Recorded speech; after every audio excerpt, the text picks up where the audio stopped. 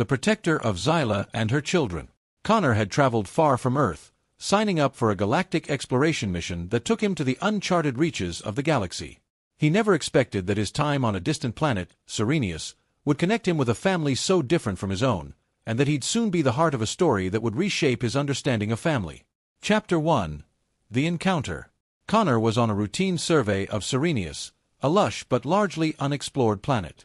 He enjoyed the alien landscapes, tall, silver trees with translucent leaves and moss-covered rocks that shimmered in the moonlight. One evening, he stumbled upon something out of place. There, nestled between two large stones, was a wounded creature, leaning on her side. She was a Xylan, a being with 4 slender arms, expressive antennae, and a soft, gentle gaze. Her silver-blue skin was dappled with pale spots, almost like stars, and her breath came in shuddering gasps. Beside her huddled 3 small, wide-eyed Xylan children, each one a miniature version of her, clutching her arms tightly. "Please," she murmured in a language that the translator struggled to interpret but managed. "Help, my young." Connor knelt beside them, carefully offering the mother his rations and water. She eyed him cautiously but seemed too weak to refuse. The triplets watched with wary fascination as Connor helped their mother drink.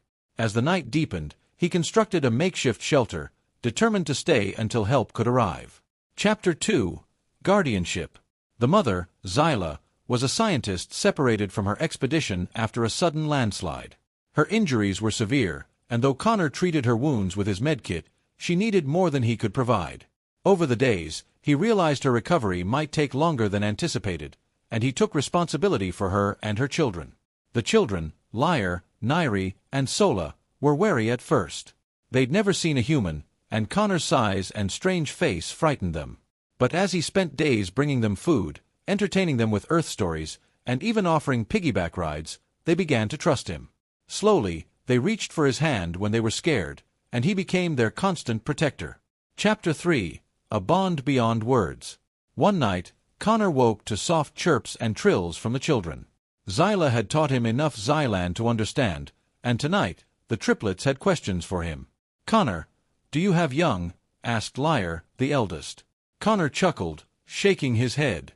"No, I don't have children. Not yet, anyway." Nairi tilted her head. "But you are our protector. Like a father." Connor felt his heart swell. "If that's how you see me, then yes, I'll be your protector." From that night on, the children referred to him as their Fathkur, a Xylan term Xyla translated as caretaker of the heart. They clung to him, their antennae twitching with joy whenever he entered their shelter, and he began to realize that he'd gladly lay down his life for these children. Chapter 4. The Rescue. After weeks of waiting, a distress signal finally reached Xyla's people. Her species arrived in gleaming silver ships, their language and customs unfamiliar to Connor. Xyla was immediately taken aboard for medical care, and the children clung to him, their antennae flat with distress as they were led away. "Wait." Xyla called to her people, her voice strained but resolute. "Connor has cared for us. I would have died without him."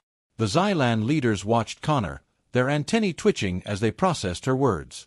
Finally, they granted him special permission to accompany Xyla and her children to their home world, where he was honored as a hero.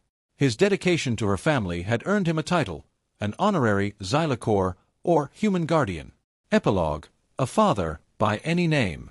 Years passed, and Connor's mission was long forgotten as he made his home on Xyla's planet, surrounded by family who adored him. Lyre, Nairi, and Sola grew, and as they did, Connor became known among their people as the first human father on Serenius. He taught them about Earth customs, shared human stories, and watched proudly as Xyla and her children lived in peace. He might have been light years from Earth, but Connor had found a new home, and in the quiet of Serenius' silver forests, he knew he'd never be alone again.